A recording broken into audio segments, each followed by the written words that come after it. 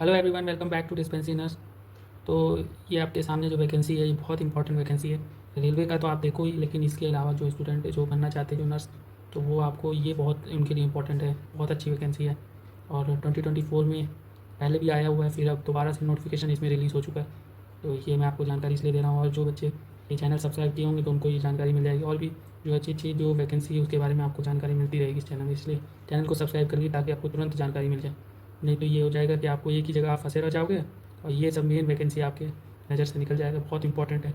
और नौकरी और इसके बारे में जो रहता है, जो फैसिलिटी रहती है, अगर आप कहोगे तो मैं इसके बारे में डिटेल बता दूंगा आपको। आप कमेंट कर सकते हो, कमेंट में आपको जो जानकारी चाहिए वो आपको मिल जाएगा। तो ये जो एग्ज़ाम होता है इसमें, ये देखिए ये CBT होता है, ये वाला आपका नवोदय का है। नवोदय विद्यालय समिति की तरफ से स्टाफ नर्स के लिए जो नोटिफिकेशन वो रिलीज़ हो चुका है। और इसमें आपको टोटल वैकेंसी मैं आपको बता देता हूँ। ये आपका 121 वैकेंसी, ये देखिए सामने ना।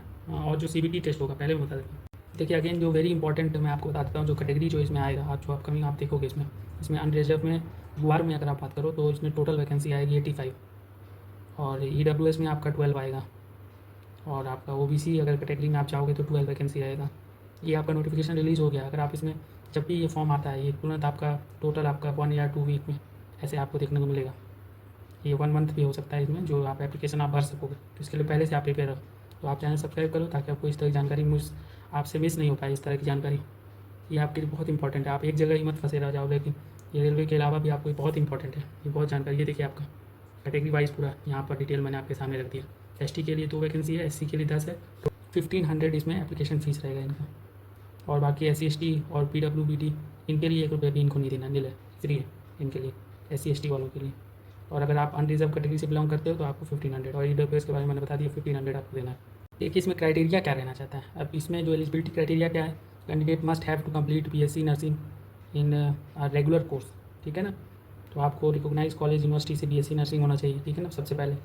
और अगर आप पोस्ट बेसिक BSc नर्सिंग हो तो वो भी एलिजिबल है।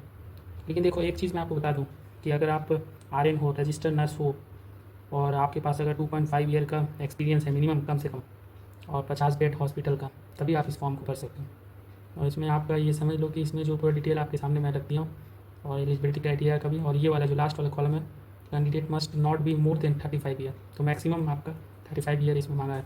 अब बात करते हैं इसमें सिलेबस क्या रहेगा। जो इसमें सिलेबस रहेगा वो आपका रीजनिंग आएगा।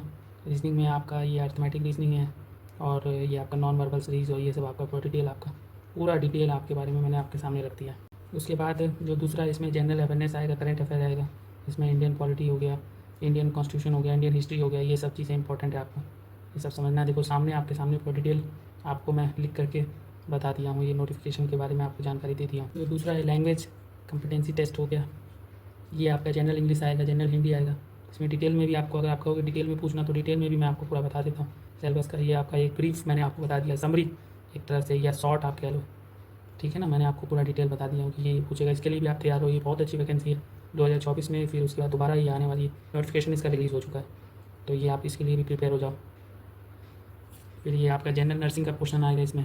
जनरल नर्सिंग में आप बात करो तो इसमें यही है आपका जनरल नर्सिंग में बेसिक और कोर प्रिंसिपल, पूरा टोटल आपका ये नर्सिंग मैनेजमेंट जो मैंने आपको पहले बताया था, कम्युनिटी हेल्थ।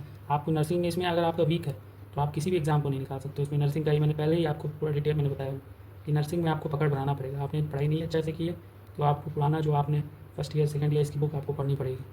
और NCERT इसमें आपको प्रैक्टिस मेक्स मैन परफेक्ट, ये चीज़ें आपने अपने दिमाग में बैठा रखा। ये हो गया, न्यूट्रिशन हो गया, ये सब पूरा सिलेबस आपको मैं पूरा डिटेल में, इसमें आप कहोगे तो और डिटेल में मैं आपको पूरा बता सकता हूँ इसमें, ठीक है ना। ये आपका मेडिकल सर्जिकल नर्सिंग की तरफ से आएगा। जो मैंने बताया था MSN बहुत इंपॉर्टेंट है, MSN हर एग्जाम में पूछता है, MSN मोस्ट इंपॉर्टेंट।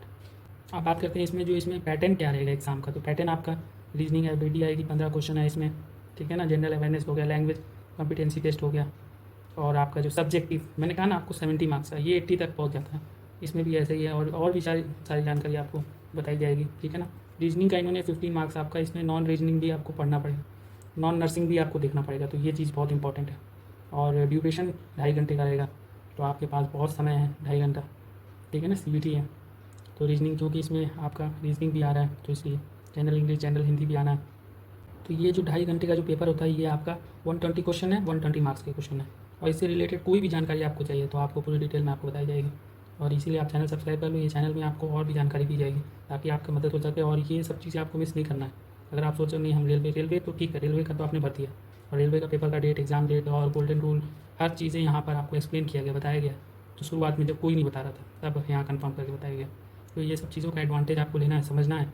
ये जो आपके सामने डिस्प्ले चल रहा है, इसमें भी आपको समझना है कि ये सब चीज़ें भी आपको छोड़ना नहीं, स्किप नहीं करना कि हाँ ये चलो ये वाला नहीं भरेंगे, ये फॉर्म नहीं भरेंगे, ऐसे नहीं भरेंगे। अगर आप ऐसे सोचोगे कि हम ये फॉर्म नहीं भरते हैं और ऐसा होता है, ये हो जाएगा वो हो जाएगा, तो आप सोचो कि आप एक एडवांटेज मिस कर रहे हो। तो ये चीज़ आपको समझना है कि आपको इसमें अगर अचीव करना है गोल, तो आपको हर जगह हर फील्ड में आपको लड़ना पड़ेगा, क्योंकि ये मौका बार बार नहीं आएगा।